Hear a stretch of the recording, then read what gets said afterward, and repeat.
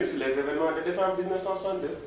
Alors les événements de décembre 1962 sont assez faciles à résumer, même si on désinforme. Hein. D'abord, on n'enseigne pas l'histoire véritable du pays à nos enfants. Par exemple, on dit partout que Senghor est le père de l'indépendance du Sénégal et que c'est lui qui a créé le premier État, qui était d'ailleurs un État digne du nom. C'est une contre-vérité. Les actes de transfert de compétences, comme on l'appelait à l'époque, entre la République française, représentée par Michel Debré, et la Fédération du Mali, ont signé pour la Fédération du Mali le président Modibo Keïta, président de l'Assemblée fédérale, et le président Mamadou Dia. Ce sont eux qui ont signé. Senghor n'apparaît nulle part. Vous voyez? Donc s'il y a père de l'indépendance, c'est Mamadou Dia. C'est pas Senghor. Deuxièmement, il était le président du conseil du gouvernement, enfin vice-président d'abord pendant la période loi cadre, de 56 à 60, puis premier président du conseil du gouvernement, donc premier ministre de la République dans un régime parlementaire. Donc il avait les pleins pouvoirs. C'est donc lui qui a dirigé la construction de l'État du Sénégal de 58, disons, à 62, à décembre 62. Voilà. De la même manière, on dit qu'il a tenté un coup d'État contre Senghor et que Senghor a réussi à déjouer le coup d'État. C'est une autre contre-vérité. En vérité, Senghor et les Français, encore une fois, ont monté un complot, une conspiration pour renverser Mamadou Dia à la faveur d'un vote d'une prétendue motion de censure hors des locaux du Parlement. Voilà. Et la manœuvre était cousue de fil blanc. Les compagnons de Mamadou Dia l'avaient averti, notamment le ministre de l'Intérieur, Valdiodio Ndiaye, et le ministre du Travail, je crois, de la fonction publique, Ibrahima Massar, mais aussi le ministre du Développement rural, Joseph Mbaye, qui vont tous être d'ailleurs inculpés, jugés et condamnés avec lui, incarcérés à Kédougou. Et ils ont en fait laissé l'initiative à Senghor, qui en bon jésuite les a manœuvrés en jouant sur la confiance totale que lui faisait Mamadou Dia. Vous voyez? Vous savez, on dit qu'on n'a pas le droit d'être naïf en politique. Mais il est difficile d'être un patriote africain en étant machiavélique. C'est incompatible. Beaucoup de gens vous disent que la politique et l'éthique ne vont pas ensemble. Eh bien, pour nous, la politique sans éthique, c'est de la politique aérienne. C'est pas de la politique. Mais bon. Mais est-ce que le bicéphalisme n'était pas à l'origine de... C'est une légende. C'est une légende. Parce qu'en vérité, comme le Mamadou Dia l'a expliqué lui-même, je vous recommande de voir ce film de William Bay qui s'appelle Président Dia, il avait les pleins pouvoirs. Et le président du conseil. En tant que chef de l'exécutif. C'était lui. Il n'avait pas besoin de faire un coup d'État, il avait tous les pouvoirs. Il a très bien expliqué, mais Senghor s'est servi de cette légende du bicéphalisme pour justifier a posteriori non pas seulement son coup fourré contre son compagnon Mamadou Dia, mais aussi pour prendre les pleins pouvoirs dans la nouvelle constitution de 1963, éliminer toute opposition, qu'elle soit parlementaire ou extra-parlementaire. Il a interdit successivement tous les partis politiques, à commencer par ceux de Cheranta. Mamadou Dia ayant été le premier à dissoudre le PAI. Oui, c'était une erreur aussi de ça. C'était une erreur, mais moi je le sais par les confidences de Kédougou, il y a un seul ministre qui, lors de cette délibération, s'est opposé à l'interdiction du PAI, c'est Ibrahima Massar, qui a voté contre l'interdiction, la dissolution du PAI.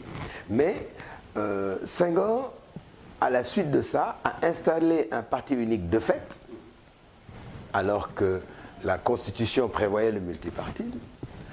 Et ce n'est que les révoltes successives, à commencer par celle de 1968, puis celle de 1971, qui vont l'acculer à revenir à une sorte de multipartisme contrôlé, restrictif. Avec l'essor du PDS en 1974.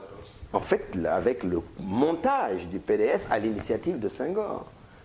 À l'origine, le PDS est issu d'un deal entre Abdoulaye Wade, ancien membre de l'UPS, et Léopold Senghor pour créer un parti de contribution et non un parti d'opposition que Senghor ne pouvait pas tolérer. Et au départ, le PDS se réclamait du travaillisme. Donc il ne se disait pas parti d'opposition mais de contribution, il ne se disait pas libéral mais travailliste. Et ce qui va se passer, c'est que quand donc le PDS est créé en 1974, parce que Senghor est obligé de donner des gages à l'international socialiste pour qu'on puisse l'y accepter. On lui a dit, il y a 2 conditions préalables à remplir. La première, c'est qu'il faut libérer tous les prisonniers politiques, ce qu'il a fait dès 1974. Deuxièmement, avoir au moins un parti d'opposition, et il a créé le PDS comme parti de contribution. C'est seulement après cela qu'en 1976, il a fait son congrès transformant l'UPS, Union progressiste sénégalaise, en parti socialiste et qu'il a été admis à l'international socialiste. Mais quand Cheikh Anta est arrivé, en février 1976, pour déposer les statuts du RND, il a préféré changer la constitution pour créer les 3 courants, disant que non, il n'y a que 3 courants de pensée politique dans le monde. Le socialisme démocratique, et il dit ça c'est moi-même, Senghor, je suis déjà socialiste, reconnu par le courant libéral démocratique et le communisme marxisme-léninisme. C'est les 3 courants. Le panafricanisme, pour lui, n'est pas un courant de pensée politique au XXe siècle. Et Majmoud Diop va accepter de prendre l'étiquette communiste marxiste-léniniste et créer le 3e parti en usurpant le sigle du PAI, puisqu'il en était le membre fondateur, mais il y a longtemps qu'il avait renoncé à la lutte politique, dans l'émigration, dans l'exil. Et c'est là où Abdoulaye Wade a été contraint, en tant que parti de contribution, de changer d'étiquette. Il a dit, je ne suis plus travailliste, je suis libéral. Sinon, Senghor le menaçait de dissolution. C'est le RND qui a refusé la 3e étiquette résiduelle qu'on lui proposait. Senghor lui disait, si vous voulez avoir un statut légal, il faut accepter d'être communiste. Or, vous avez d'anciens PAI parmi vous. Et vous avez des jeunes militants maoïstes comme nous. Donc, prenez l'étiquette. Et Cheikh Anta a refusé en disant, il n'est pas question que le pouvoir nous impose une étiquette politique quelle qu'elle soit. Et que si, par extraordinaire, je devais accepter une étiquette politique, la seule que je pouvais accepter, c'est le panafricanisme. Or, elle n'existe pas pour Senghor. Nous allons revenir sur le cas de Cheikh Anta. Oui. Pour rester sur les événements de 1962, est-ce que le discours de Mamadou Dia du 8 décembre n'a pas précipité sa chute sur l'impérialisme? Ah non, il y a beaucoup de choses qui ont précipité la chute de Mamadou Dia. Celle qui est la plus connue, c'est lorsqu'il a fait une mission à Moscou, chez Khrouchtchev, et qu'au retour de sa mission, il ne s'est pas arrêté à Paris pour faire rapport au gouvernement français. Pour eux, les anciennes colonies, à l'exception de la Guinée évidemment, étaient sous tutelle en matière diplomatique. Et n'oubliez pas, on est en pleine guerre froide. Il y a les 2 blocs, le bloc de l'Est et le bloc de l'Ouest. Donc vous venez d'une visite dans l'Est, déjà, c'est pas bien vu. Mais en plus, vous ne rendez pas compte, vous ne faites pas de rapport de mission à vos maîtres. On s'est dit, celui-là, on ne sait pas ce qu'il a été négocié avec les bolcheviks, enfin les ex-bolcheviks, parce que Khrouchtchev était déjà, c'est après le rapport au 20e congrès, donc c'était le révisionnisme soviétique qui était au pouvoir à Moscou. Et ça, c'est une des choses qu'on a reproché à Mamadou Dia. Une autre chose qui est apparue a posteriori, moi je ne le savais pas à l'époque et ils m'en ont jamais parlé, mais je l'ai lu dans l'ouvrage de Roland Collin, c'est la lettre incendiaire qu'en tant que président du conseil de gouvernement, il a adressée à son homologue français, le premier ministre Michel Debré, après l'explosion atomique de Reagan, dans le sud algérien. Il faut voir cette lettre. Il paraît que Debré a failli faire une crise d'apoplexie en se disant, mais qui c'est ce négrillon qui se permet de nous donner des leçons? Et il lui faisait valoir que la radioactivité qui résultait de ces explosions atomiques sur notre continent compromettait la sécurité physique des populations sahariennes et sahéliennes. Vous voyez, ce courage politique et ce sens patriotique qui caractérisait Mamadou Dia était très, très, très mal vu des maîtres français de l'époque. Et c'est tout ça qu'on lui a fait payer. En plus, il avait déjà fait venir le père Lebré pour mettre en route son plan de développement. Et vous savez que c'était un partisan de ce qu'ils appelaient le socialisme autogestionnaire, par opposition au socialisme d'État des pays du bloc dit communiste. Ça fait beaucoup de choses. Vous voyez, il a fait rapatrier nos soldats qui étaient en Algérie comme tirailleurs, faisant la guerre aux côtés de colons français contre le FLN. Mamadou Dia a mis un terme à ça aussi. Vous voyez, c'était autant de manifestations d'indépendance et de souveraineté qui étaient intolérables pour les Touaregs. Aussi, c'est un problème avec la classe maraboutique, il a été monté pour la classe. Oui, parce que c'est pas proprement une classe, les marabouts, mais disons les confréries religieuses islamiques et dans une moindre mesure le clergé catholique français, sénégalais, pardon, voyait d'un mauvais œil un nouveau dirigeant qui ne voulait pas perpétuer le système mis en place par les colons. Toujours dans ce livre de Roland Collin, Sénégal, notre pirogue, hein, au soleil de la liberté, c'est ça le sous-titre là. Mais il vous raconte, par exemple, lui il était directeur de cabinet de Mamadou Dia, mais avant ça il était dans le cabinet du gouverneur général de l'AOF. Vous savez que le dernier gouverneur général de l'AOF c'était Pierre Messner. Eh bien, il raconte comment on prépare le Magal de Touba et le Gamou de Tivaouane au palais du gouverneur général. C'est un événement d'État, financé par les colons. Vous voyez, avec tout ce que l'on voit se perpétuer des décennies plus tard avec les différents présidents. La distribution d'argent, les subventions en nourriture, les fournitures d'aliments et de poissons, y compris les liqueurs évidemment. Tout, vous voyez tout le scénario. Nekete, ça, c'est une tradition coloniale qu'on a perpétuée.